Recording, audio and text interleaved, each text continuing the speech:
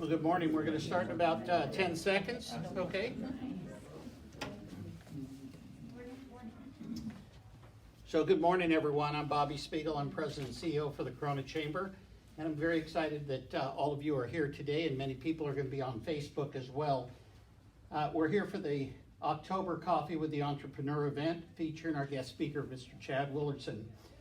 This is a participation event. This is where you're going to network a little bit. We're going to go around the room in a couple of minutes and do self-introductions. Don't be shy, but I'm going to ask you to stand and give your name, and I'll give the example in a moment. But this is a partnership that we have with the City of Corona, and they will be sharing a little bit in a minute, but because of the partnership, we're able to offer these types of programs for free. But before we start, I'd like to have you all stand as we salute and say to our nation the 31 best words that have been put together, which is called our pledge to the flag. So please join me. I pledge allegiance to the flag of the United States of America and to the republic for which it stands, one nation under God, indivisible, with liberty and justice for all. Thank you. So, as I stated before, as part of our chamber, what we do is we network with people. So we're going to be asking you to go around the room and introduce yourself, and it's a very simple introduction. But before we start, why don't you pull out your cell phone and make sure that you silence it. Come on in, Joel. Silence the cell phone, but we're going to do some social stuff with it in just a minute as soon as we're done, or while we're doing the self-introductions, I want to go ahead and have you take your phone and put in these different hashtags. For people that are my age group, that would be the pound sign, okay? So, okay, but the hashtag would be Corona Chamber and hashtag Corona Rocks. So part of our session is to be able to share who we are and get to know some folks. So there are some brand new folks here today, and there's some seasoned networkers that we have in the room. When it is your turn, please stand so the audience can hear you. Share your name and your title and the company name. Nothing more than that, because we're really here to hear Chad, but we also want you to network and get to know someone and maybe visit with them after the meeting. But if you do go a little longer than that, if you decide to tell about your specials or about this, that, and the other, I will interrupt you kindly, and I will just say we need to move on. And please know that it's not you particularly, it's just that we try to put 10 pounds of potatoes in a 5-pound bag. So I will start with the example. I'm Bobby Spiegel. I am the President and CEO for the Corona Chamber. Young man, would you please stand, face the group? Hi everyone, my name is Blake Wilkinson. I'm the Director of Investment Strategy for Pacifica. Are all of you guys tall like that? Okay. Ashley, stand on the chair so you can be the same height. Good morning, everyone. My name is Ashley Zaragoza. I'm the Economic Development Administrator for the City of Corona's Office of Economic Development. Early morning. And you'll hear more about what I have to say a little bit later. Great to see all you smiling faces. Stephanie? I'm Stephanie Shapiro with the Corona Chamber. Good morning, Paul Bindabadesha, Express Employment Professionals. Good morning, I'm Randy Francis. I'm a client wealth strategist with Pacific Capital. Tell by the height. Yes, I'm just going to share their investments go to the height. Okay, so, Kim? Hi, I'm Kim Lake. I'm the Church of Jesus Christ of Latter-day Saints. Sorry, I'm not addressed appropriately today, but I'm going to a high-fit class after this. Dedication. I'm Kathleen Ray with Your Agenda Social Marketing. Donna Wheat with the Church of Jesus Christ of Latter-day Saints, the regional coordinator of justserve.org. We're so proud you're here. Thank you very much. Morning, I'm Elizabeth Hayden with Cloud Consulting. Earl? I'm Earl Oakes with Vulcan Materials. I'm the Assistant Plant Manager for the quarry, and I've already been to work for 2 hours before I came here. And your quarry, you totally rock also. So. Good morning, guys. John Peterson with DFI Insurance. Araceli Fonseca, President of Intercommunity Money Management. I'm Nelisa Becker. I'm the Social Media Manager for Pacific Capital. Great. Joel? I'm Joe Sabas with the Community Gift Boutique. Awesome. Conrad, would you start? Conrad Padilla with Crown Companies. Heather Rawlings, I'm a realtor with the Maury Group. Rosalind Graham, I'm the Facility Manager at Ranch RV and Self-Storage Temesco Valley. Nice. Hi, Jenny Curry, Young Coordinator at St. Edward's Food Pantry. Good morning, I'm Jake Castillo. I'm a financial career planner at Pacific Capital. Good morning, my name is Katie. I work with Pacific Capital 2 as Client Experience Director. Tim. Good morning, I'm Tammy Harwick. I do marketing and sponsorship with the Corona Chamber. Good morning, Corey Parks, Pacific Capital Client Service Director. Good morning, Robert Yanez, Corona Chamber of Commerce Membership Development. Good morning, I'm Ricky Ridgway. I'm Chad's Executive Assistant at Pacific Capital. I'm Siri Devi. I'm a wealth management intern at Pacific Capital. Our office is shut down, I'm Anthony Maldonado, the programs coordinator here at the Corona Chamber. And I'll introduce Chad in a couple of minutes, but for those that didn't hear, he said his whole office is shut down. They're just temporarily here at their new location. Yeah. That's all it is. We're very excited to have him here. So, there were people that announced who they were. Network with them, find those people that you want to do business with. It's not always about you selling your product, it's about listening to them and finding out what you can do to help them. And that's what we do here at the Chamber, is provide that networking. On the chair that you sat on, there is the latest issue of the Corona Business News. We are putting together the November-December issue right now, and if you do want to get secure advertising, that is a publication that comes out every 2 months, so we can definitely have you see Tammy or Robert for those needs there. Again, we do want you to get social, so you've gone ahead and you've posted the different things on the hashtags. Now I'd like you to make sure you silence your phones so that those are no interruptions when Chad gets up here. You'll see on the slide up here is our updates from our congressman. It's the congressional update this Friday. We still have some room there, and you'll be able to go through and network and stroll through Exhibitor Alley, and the buffet begins at 6:30 in the morning. That's 6:30 in the morning. So Earl, you'll have to go to work a little bit earlier so you get your 2 hours in before you come to our event. That is up at Eagle Glen, and we do still have a couple of spots left if you want to do it. At an exhibit table, you can see Stephanie, and she'll be able to help you with that. The meeting starts promptly at 7 a.m. And again, Congressman Calvert will be sharing with, right now we have about 150 people registered. So you definitely, if you've not registered yet, please do so today. In November, our November 12th event will be honoring all veterans and active duty reservists, and that will be at the November Good Morning Corona. And all of our individuals that have served our nation's military are invited to come for free. We only ask that they register by October 31st so that we kind of get a head count. And then for us to offset that cost, we're asking you to register as well as perhaps sponsor the event. And you can get exhibit tables there, and again, you can see Stephanie for any of those questions, or visit the bit.ly, which is bit.ly/GMC November or NOV 2021. We also have some travel that is going on through the chamber, and it is an opportunity for you to go to Egypt and Dubai. Both of these are 9-day tours.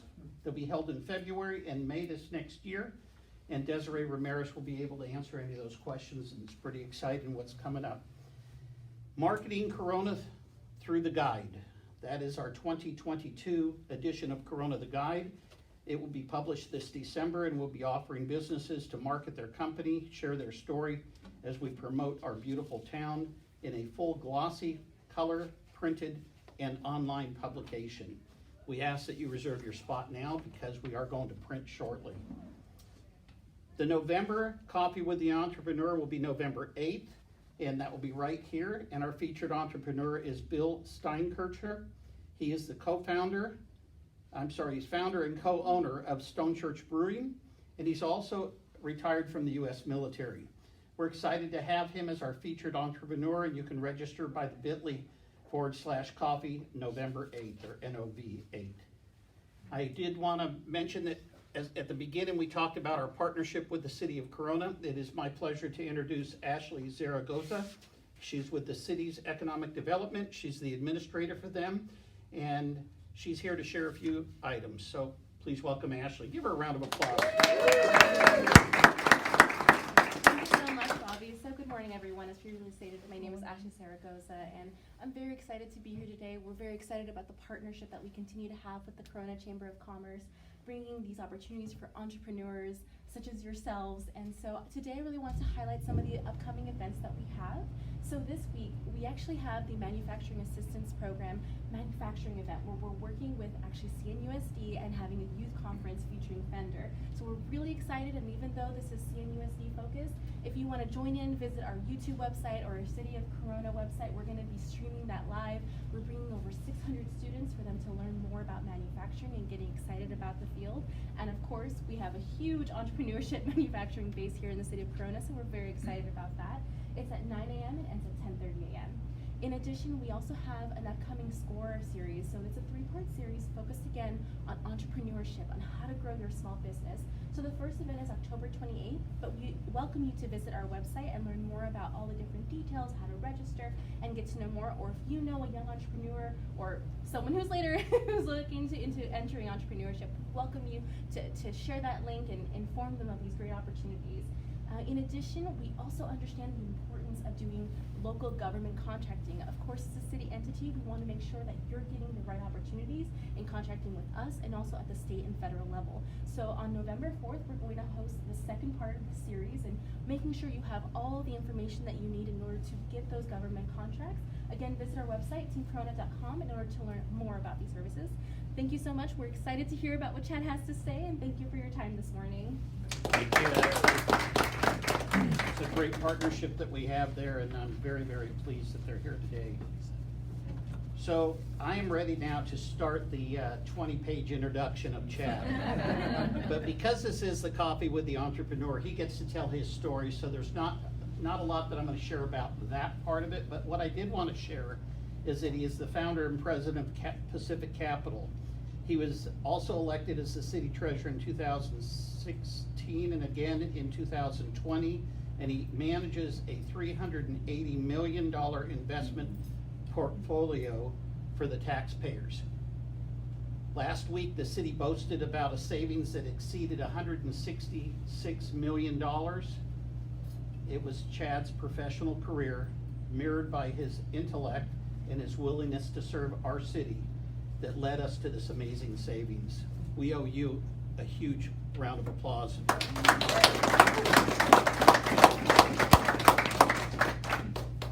He's just the man's man. He is, there's like a bromance, all these tall guys. And I'm gonna get off the stage in a minute, but I have such respect and admiration. He's married, he has 5 kids. His beautiful wife just came in with one of theirs. So if you guys want to come on down here, you can do that. That'd be great. Chad is also author of Amazon's #1 bestseller, Stress-Free Money, and his newest book, Smart Not Spoiled, is an excellent read. I encourage you to get those books. They're great stuff, stocking stuffers. The holidays are right around the corner, and we believe so much in it that we actually have those books in stock here, and they've all been signed by Chad. So if you would like to get those and give them as gifts, maybe to some of your employees, and after you hear him talk today, you're going to probably want to buy dozens of them, and we've got those available for you. Chad has been featured in the Wall Street Journal, Forbes, Entrepreneur Magazine, U.S. News, and World Report. He's very passionate about our community, and he's one-of-a-kind entrepreneur. We're going to show a quick video, and that will be his introduction, and then he'll be up here. So ladies and gentlemen, please watch the video.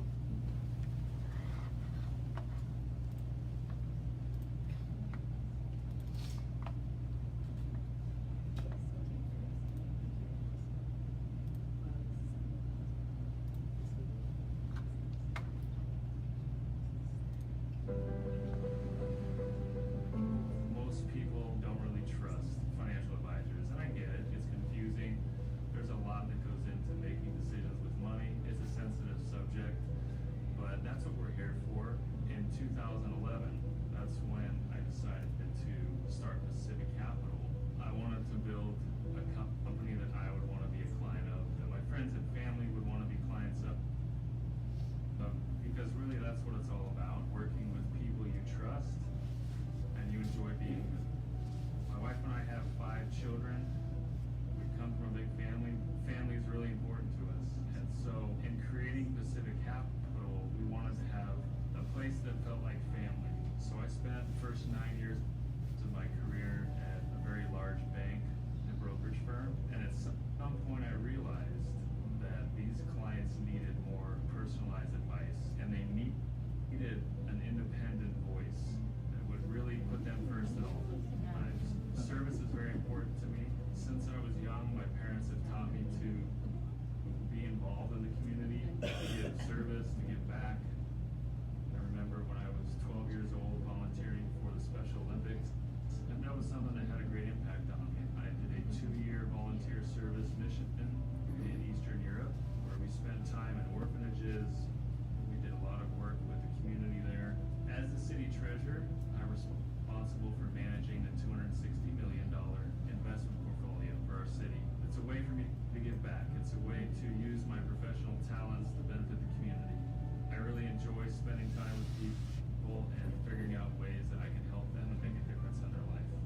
We work to help you enjoy life by removing your stress about money. It's our passion, it's what we do, and we look forward to working with you. I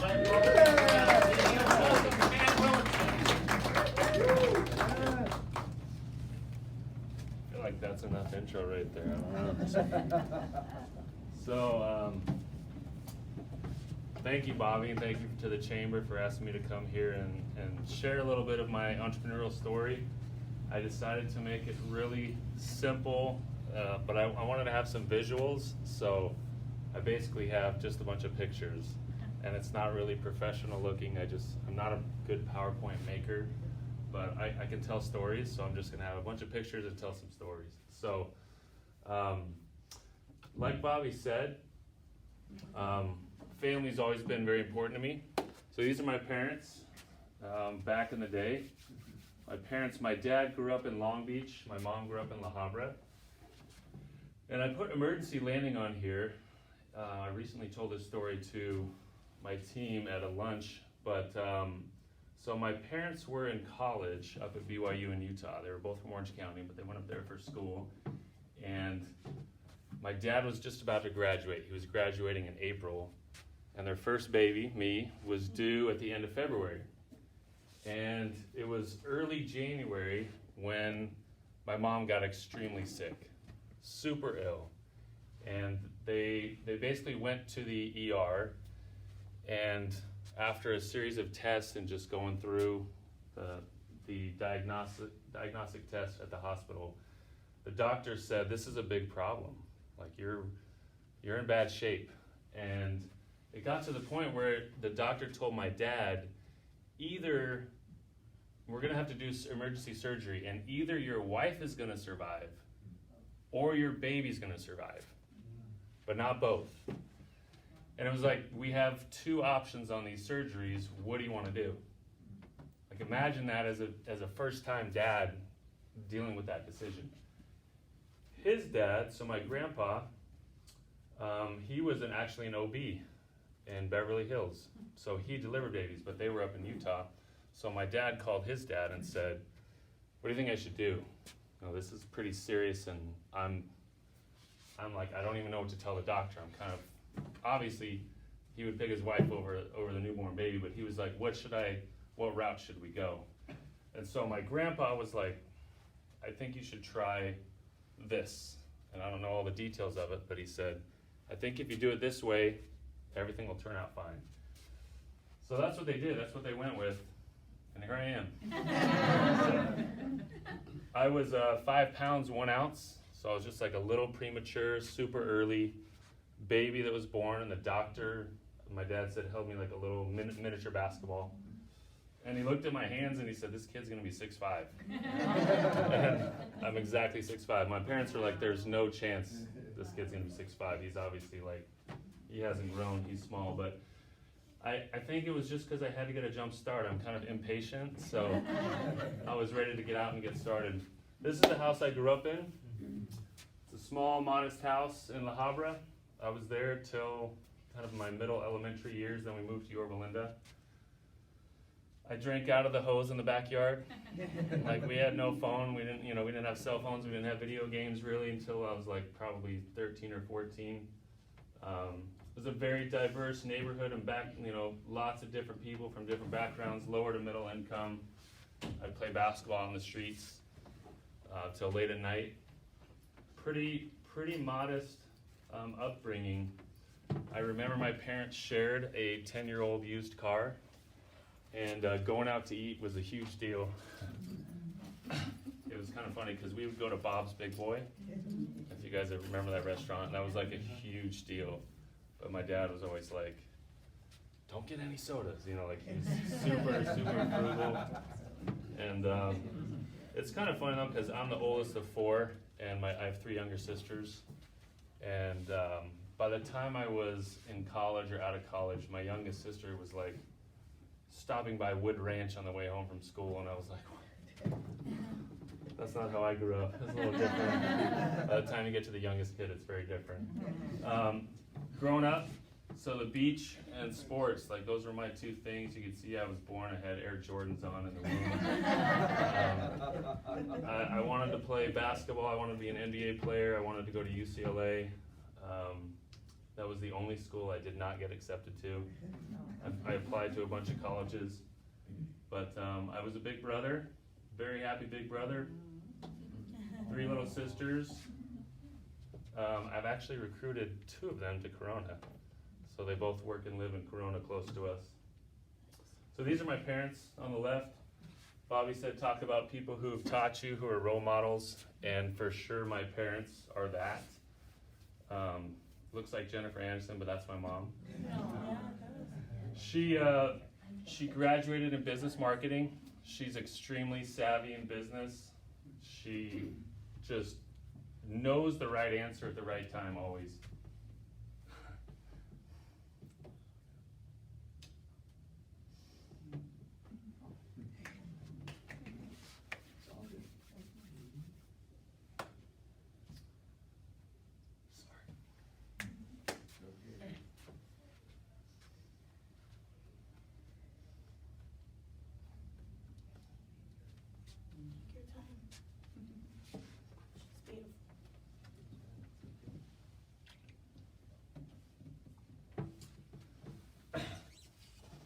She was diagnosed with Parkinson's a couple years ago.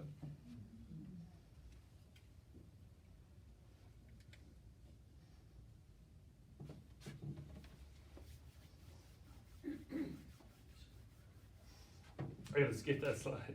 It's okay, Chad. We're here for you, man. We're here for you.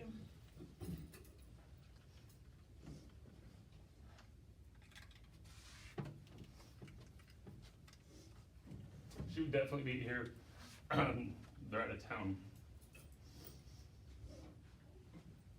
My dad was super humble business leader. He started doing much better in his career probably after college, after my years in college. Norco Egg Ranch, you guys heard of Norco Egg Ranch? Yes. He was the CEO of Norco Egg Ranch. It's kind of funny. Like people thought we grew up on a farm when I tell them that my dad worked in the egg business. So, and it smelled like a farm when I'd go visit his office. But so he was in accounting, and then he worked his way up. He was a CFO of Denny's, and then got in the egg business. So he was the CEO of a bunch of egg companies. At the end of his career, he was the CEO of a company owned by Land O'Lakes. So they did $1 billion of sales a year in eggs, and only eggs. So this is my grandpa. You can see, it's me and my cousin. He was super strict, extremely strict. This was grandparents' camp. We'd go there and he'd teach us discipline. It was not your typical grandparents' camp. Like if we made the bed and there was it was a little bit lower on one side, we had to take all the sheets off and start all over. He was very strict. He served our country. When he was 95, I went to visit him. I knew it was probably one of the last times I'd see him, and I was like, he's laying in bed. He had not lifted his head up. He wasn't really talking much. And I said, Grandpa, is there any last words of advice you have? Anything, parting wisdom you could give me? And suddenly he sat up, and he had not been sitting up for a while, and he said, obey the speed limit. And then he put his head back down, and I was like, that's the last thing I'm ever gonna do. That's the worst thing you could have told me, because Grandpa, I'm not gonna be able to fulfill that one. He taught me a lot about discipline. He was the opposite of me. He could do things with his hands. He could build anything. He basically, like, he bought their little house in La Habra and built all kinds of stuff to make it a bigger house, and build the garage and build the living room. And then everyone in the neighborhood started asking for his blueprints and started kind of copying what he was building. So I got his discipline, but not his handyman skills. Faith and service was always important to me. I was a Cub Scout, I was an Eagle Scout, I served in the Boy Scouts here in Corona for like 20 years. And we've just been involved a lot in the community events as a family, just like when I was a kid. After high school, I spent 1 year, I got into BYU, I spent 1 year in college, and then I served a 2-year service mission for the Church of Jesus Christ of Latter-day Saints. So I was assigned to Lithuania, but the 4 countries that I lived in were Belarus, Lithuania, Latvia, and Estonia. And I was there for 2 years in the 90s. So I learned to speak, read, and write fluent Lithuanian and conversational Russian back then. So they had literally just had the Soviet wall and everything in the early 90s. So that was very interesting times to live there, to be amongst the people. I learned, really, I think from this, when we relate it to entrepreneurship, I learned to make conversations with new people and get to know people of a very different backgrounds. I could talk to anyone. I mean, I was essentially in the middle of like minus 20 degrees, Eastern Europe, selling family and Christian values in former Soviet Russia. So, do you think I care if I used to cold call someone and they hung up on me? Like, I didn't care. Not a big deal. I get rejected 100 or 200 times a day, offering simply service or anything like that. So it wasn't a big deal to me starting my career and reaching out to people at all. So this is the Lithuanian language. This is Russian. They're not the same. They're very opposite alphabets. But I learned a lot of things in those 2 years, putting other people first. We had new companions every 6 weeks, 6 to 12 weeks. Not by choice, it's just whoever we got assigned to be with and live with 24/7 for months at a time. So I came back from Lithuania.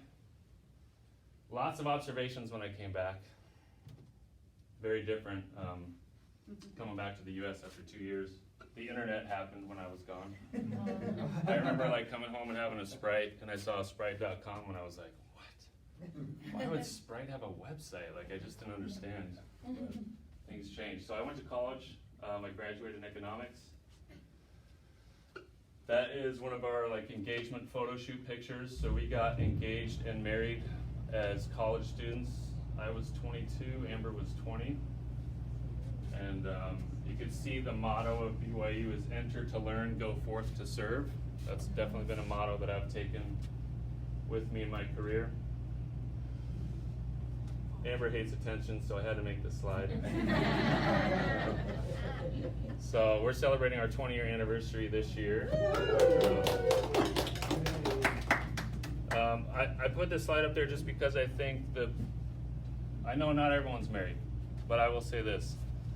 Like, having a spouse and a partner that fits you well will affect your career incredibly, right? And if you're not married, then at least surrounding yourself with people that are on your team that support you and can go towards the direction you're aiming to go. I think that's extremely important. So I'm very grateful for Amber and her support. I remember I told a story on LinkedIn recently where we moved to Corona. We lived in an apartment we lived in Promenade Terrace off of McKinley Street, name of our first daughter.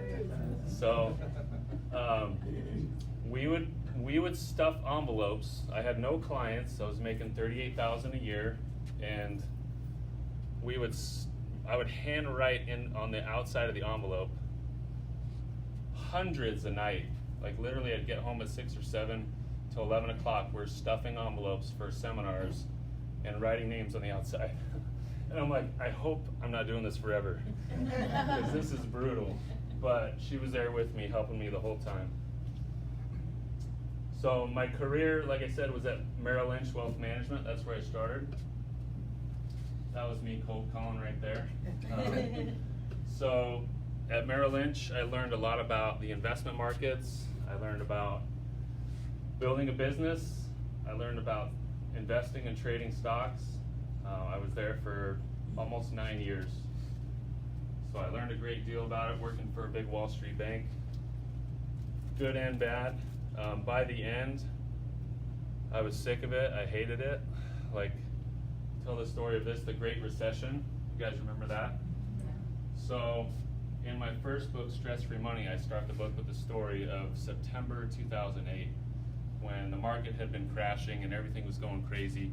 And I'm sitting in church on a Sunday morning, and I felt my phone vibrating, so I pulled it out of my pocket, and there literally were dozens of calls and dozens of texts, and I was like, oh my gosh, what is going on? So I never step out, but I was like, Amber, I gotta go outside.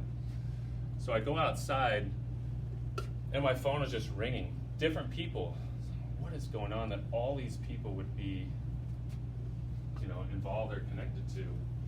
And Merrill Lynch had just been bought by Bank of America in a last-minute deal, where essentially, if it wasn't for that transaction, Merrill Lynch would have been gone.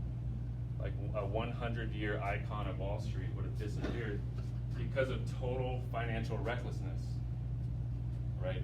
Total greed, total mismanagement, manipulation, all this stuff that was driving me nuts. And so over the next couple years, I was like, there's gotta be a somewhat other way for me to do what I love to do and not be part of this junk. Like all the stuff that's in the news all the time, I had to defend us. I'm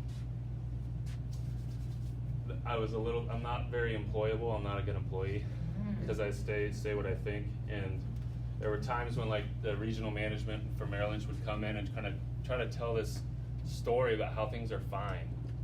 Things are fine. I know the stock price is going down. I know this is happening, but Merrill Lynch is doing great, and and I just didn't believe it. So I would speak up, and eventually I decided to leave and start Pacific Capital. That was a big risk. For me, I was 32. We had 3.5 kids, maybe 3, but it was a big risk. I left a corner office, a lot of cushy perks. I was top 2% in the country at that point at Merrill Lynch. I couldn't talk to many people about it, but most people thought it was a dangerous move. And I remember my parents, my dad's, he's a business leader, but he's very risk averse. And he was just like, are you sure about this? This is a big decision. Like I don't know if this is the right move. But in my gut, I said, I just have to do this, even if it fails. Yeah. So I started Pacific Capital 10 years ago next month. This is a picture of our team up top and one of our recent events. I can say that it was the best decision I've made business-wise was to make that change. We are an independent fiduciary. We don't have the strings attached of the big Wall Street banks. So we can utilize their research without being pressured to sell anything that they're trying to sell to people, which is really the best of both worlds.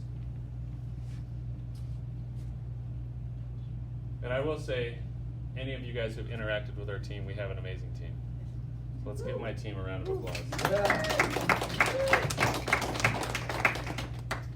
So, family obviously is important to me. Just a quick background, Amber and I have 5 kids. Oldest is a junior, McKinley at Santiago. Next is a freshman. So it's McKinley, Pierce, Sterling, Bentley, and Beckham. Sterling is 6th grade, but he looks like a 11th grader. He's like 5'10", 170 pounds, so he's a big kid. And then Bentley and Beckham, and Bentley's here. So good to see you, Bentley. Bentley is one of our most social kids for sure. He's amazingly happy all the time. I ran for office. This is what happened actually. Amber and I were on a beach in Hawaii, okay, where we like to be, and my cell phone rang and I didn't recognize the number, and I just let it go, and then a minute later it rang again, and it was a 951 number, so I said, I'll just see who this is. Picked it up, and it was a guy I had met a couple years ago, but I didn't know very well, and his name was Aaron Hake. And Aaron Hake at that point was the appointed city treasurer for Corona, and he said, hey, I really need to talk to you. I think you should run for office. And I started laughing. I said, I'm on the beach in Hawaii, man, and I've never run for anything in my life. I have no interest. And he's like, no, you hear me out. You could invest the funds for the city, and you could just be the city treasurer. And I was like, what does that even mean? What are the qualifications you need? What are the certifications that are required? And he said, no, there are none. You have to be 18 and you have to be registered to vote. And I was like, wait, what? And a U.S. citizen. Yeah, and a U.S. citizen. I'm like, wait, who's managing our money then? He's like, well, right now I am. And I'm like, oh boy. Okay. I said, okay, well, I'll think about it, but honestly, like, I don't have time for extra stuff like that right now, and I'm not really interested in politics. And he said, well, I really think you should consider it. You do a good job for us. I was like, okay, I'll think about it.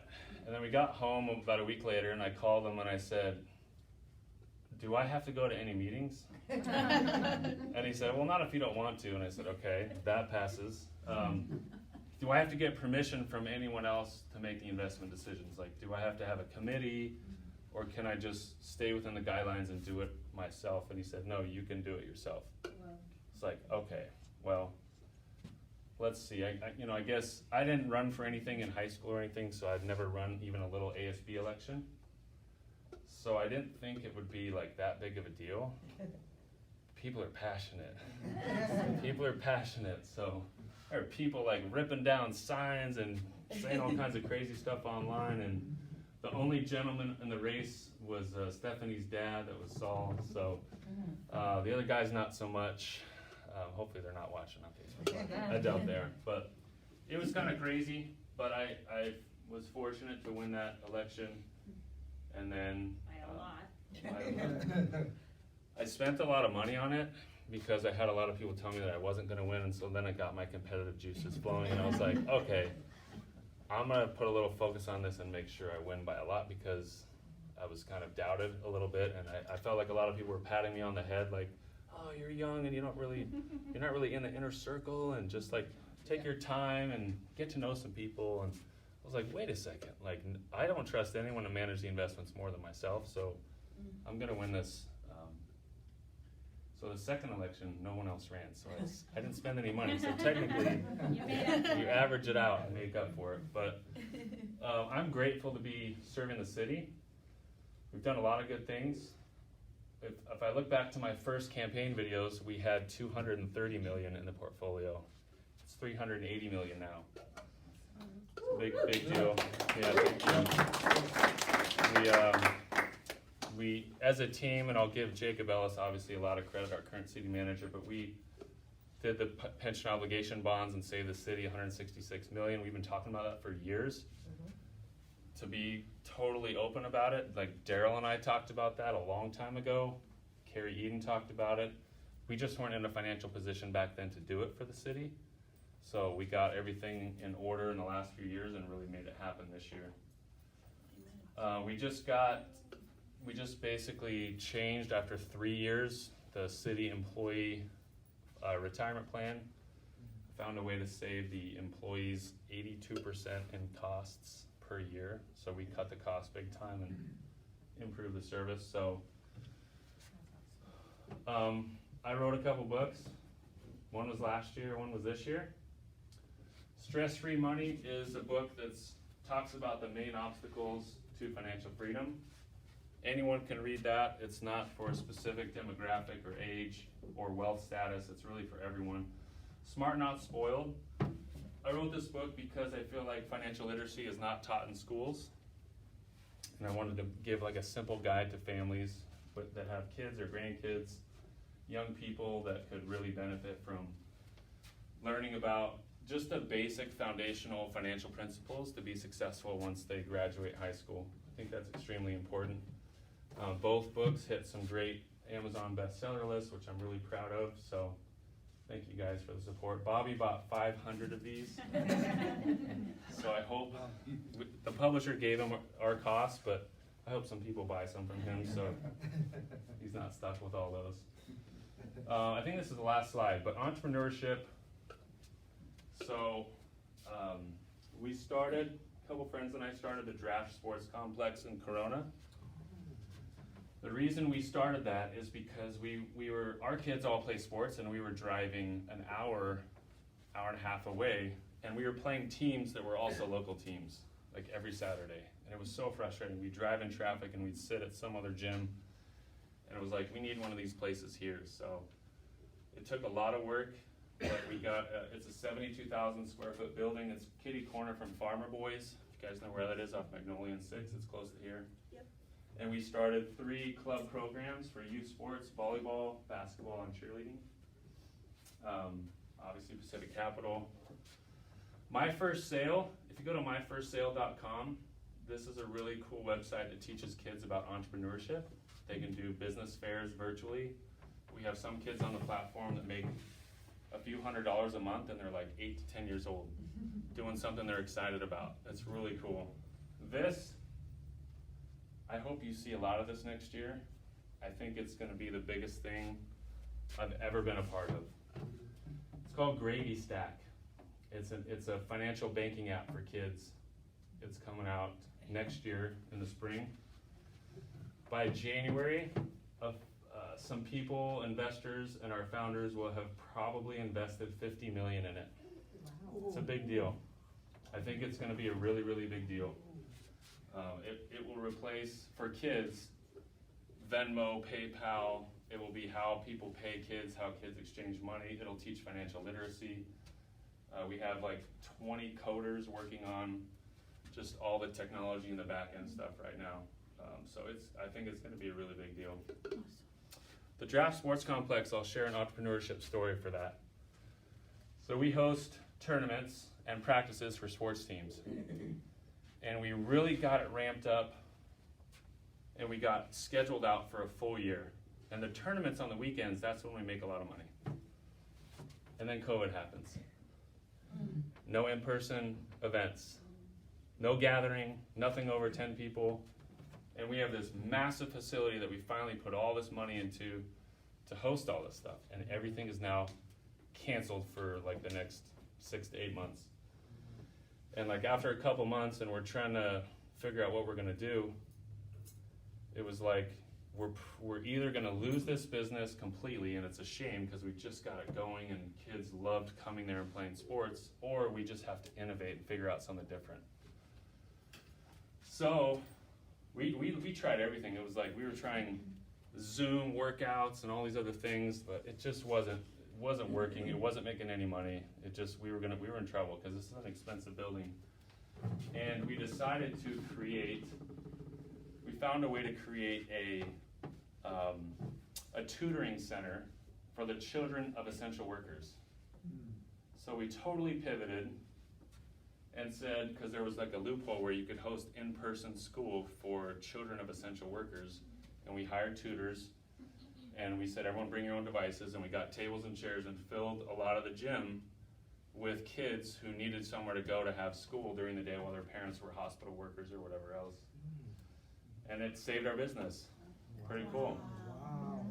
So we did that for a few months, and then when school got back in session, we got to discontinue that, and we went back to doing sports stuff.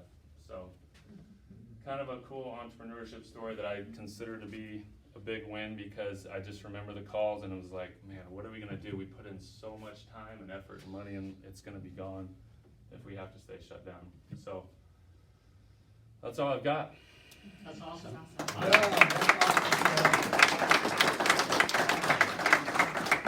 Chad's gonna take your question. Chad, would you just repeat the question? Sure. So it can be picked up on Facebook? Yes, yep. Yes.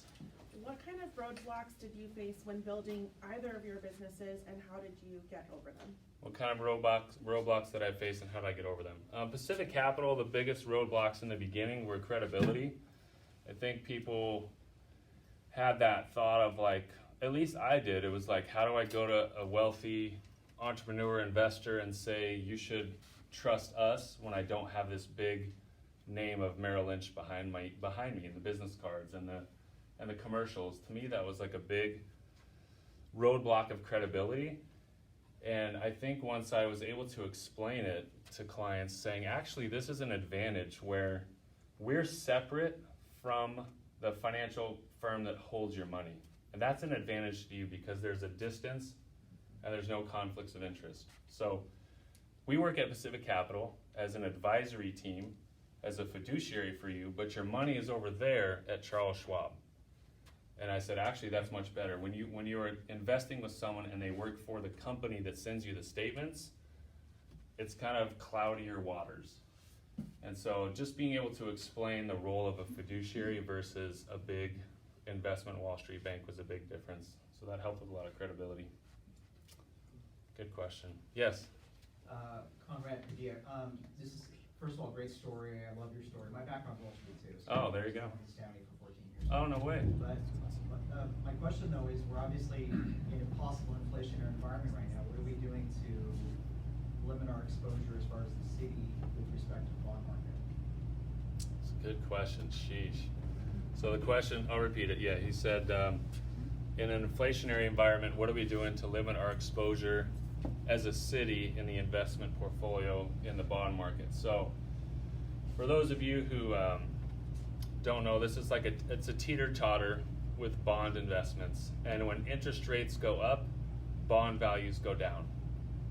So when interest rates go down, bond values go up.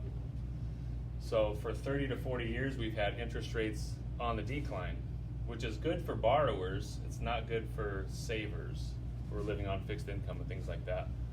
So in the city portfolio, we have a variety of different bond investments. We have a lot of corporate bonds. We have a lot of things that could potentially still do well in inflation. But one thing we're always watching more than inflation is interest rates. And so we're always watching the maturity of the investments to manage what cash flow comes in from sales tax and property tax. Those are our main sources of revenue in the city. And then how quickly we invest them. And then what tranche of maturity are we investing those new monies in based on where interest rates and inflation are at the time. I will say that inflation is more of a concern to me for our personal clients more than the city conservative portfolio, because people just aren't really, I don't know if they're accounting for it when they're looking at the future and retirement planning. Inflation, the real inflation could be 7 to 8% right now. It's like the highest it's been in a really long time. So what that means is the government is printing money. You cannot be saving money in the bank and leaving it idle while they're printing money. You have to keep your money in motion. You need to keep it invested and growing. And so investing in assets personally that grow over time above inflation. So really the primary areas are real estate and stocks. So even if you're worried about, oh my gosh, the stock market or the real estate market is really high right now, you need to look 10, 15, 20 years ahead and just take that leap of faith and be an investor, because if your money sits at the bank idle, it's losing 5 to 8% in inflation alone. So good question, Conrad. Yes, Kathleen. Do you have any thoughts or opinion on the kids today? This generation is all investing in cryptocurrency. Do you have any thoughts on Yes. that? So I never get asked about cryptocurrency. What's that? The question is? Yeah, the question is, a lot of young people are investing in cryptocurrency, and what are my thoughts about that? It's the technology is incredible. The decentralization of the banking system is very interesting to me, because I came from that Wall Street area that I wasn't pleased with and left because I just know there is a lot of entanglements there. I don't think it's an investment area to go all in on yet. I think it's something that you should be careful with, just like any investment though.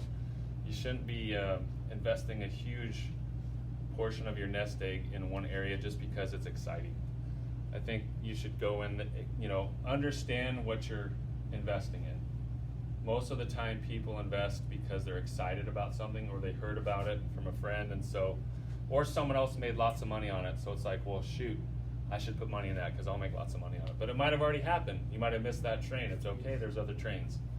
So I think it has a place long term and for investors, but do it with caution, knowing that it's at this point kind of speculative. So good question. Thank you. Yep. Yes, JB.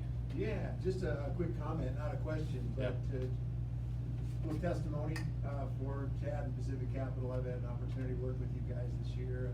Katie and Corey and Randy, who's not here, but fantastic service, great experience with you guys.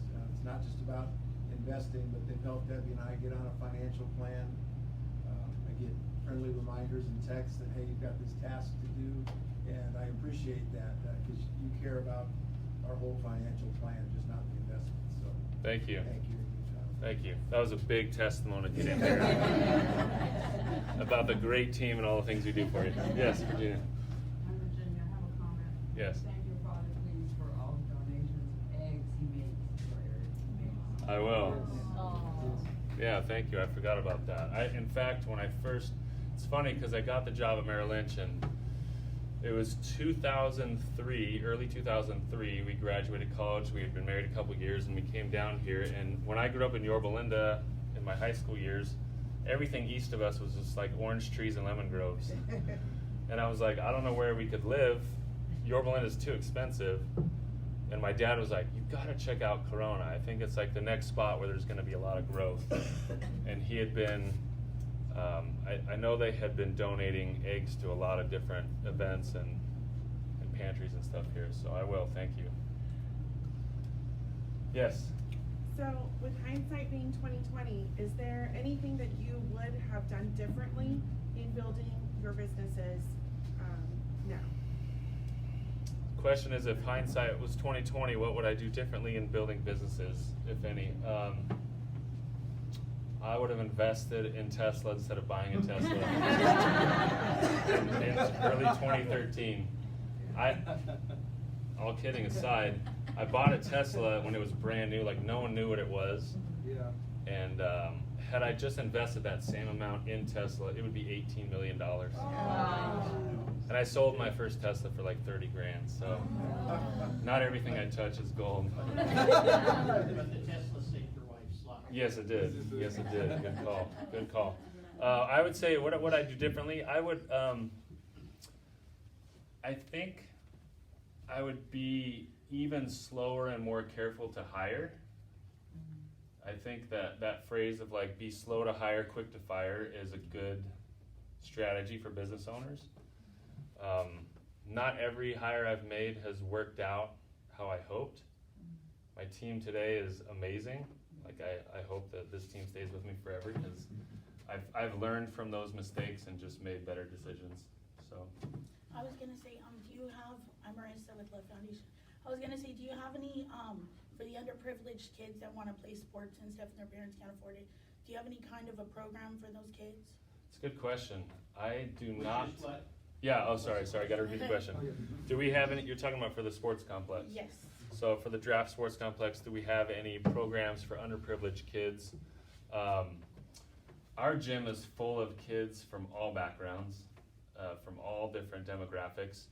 There are many different programs that are camps and clinics that I know that our primary owner of that allows kids to come in and essentially experience the clinic. Usually it's over like holidays or when there's no school. But you know, that's a great question. I believe we do because there are many groups that are able to play in the basketball clinics that are not, you know, paying the full price of the clinic. So My son got to practice at your facility. Oh, really? When it first, I think it had first opened. That's awesome. And Thank we're you for trying. that. Yeah, thank you. We're trying to join we're probably going to be joining the chamber soon. Hey. Robert? Yeah, Robert knows. But we want to do like we just redid the floors at the Draft Sports Complex with wood floors, and we're going to do hopefully a grand opening and do something fun with the chamber. So. Awesome. Other questions? Yes. How are you promoting the young kids' entrepreneurial programs? Yeah, good question. So how are we promoting the young kids entrepreneurial programs? The myfirstsale.com is through school districts. I haven't rolled it out to the Corona Norco School District yet, because I think the Gravy Stack app will have a lot of the My First Sale stuff in it, and that's gonna be a way bigger deal that I think will be easier to implement. So I've talked to my partners, one's in Arizona, one's in Texas, and I said, look, as soon as this is live and ready to go, I want Corona and Corona Norco to be the pilot district to get lots of benefits and really be kind of the first inaugural group to get that financial literacy app going in our school district. So other than through school fairs in other parts of the country, that's what we're doing right now. Yes, Kim? In addition to the financial literacy app, do you think that you would consider approaching the school district and asking to make that a graduation requirement as a class to take a financial literacy class? Because I know there are many states that actually require that to graduate. I think that would be something to approach them with. What do you guys think? All right. I'd love to, actually. I would love to make that a graduation requirement. I mean, I think I told one of the board members, Bill Pollock, I said I would gift my Kindle version of the book, Smart Not Spoiled, and let it be used by our district. So hopefully we could do something. Because financial literacy needs to be taught more in schools. I love that kids learn about science and other stuff, but they dissect a frog and no one knows anything about investing or personal banking or anything. And it's like, there's stuff that all adults will face, and you're all gonna deal with money, so it's important. How long after starting Pacific Capital did you start to turn a big enough profit that you thought, okay, this is working? Ooh, that's a good question. How long did I take to make a profit to say this is working? In the beginning, I was probably working 18 hours a day. I was renting a building off of kind of by Luna's, Rexco. Yes.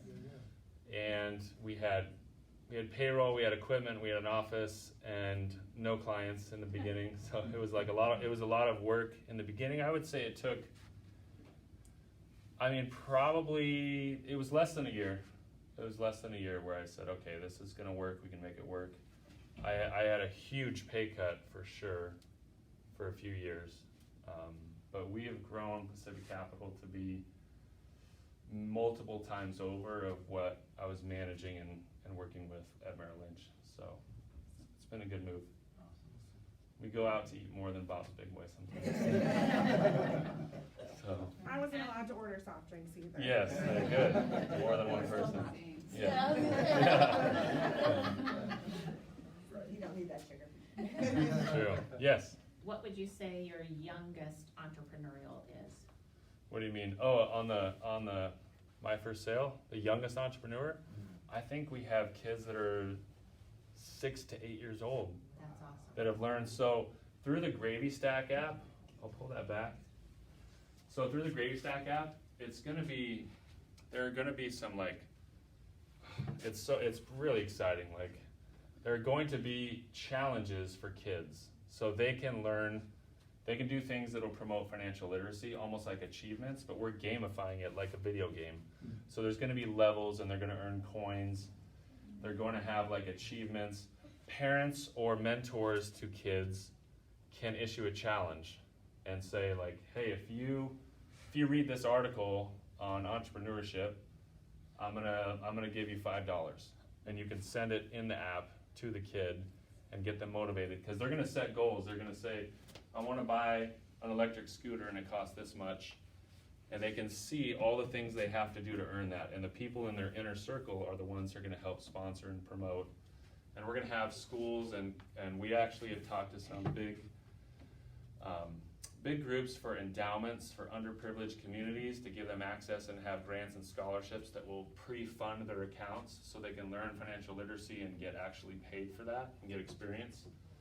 So I think it's gonna be exciting to see kids get excited about learning how to be good with money, but not just how to spend it, how to earn it, how to be valuable, how to initiate projects, and not just be someone that says, someone give me money. you know, it's gonna actually teach them to create and initiate, so. I have no idea what the original question was, but hopefully that was helpful. Any other questions? Got time for one more. No one else? Let's give Chad a big round. Thank you.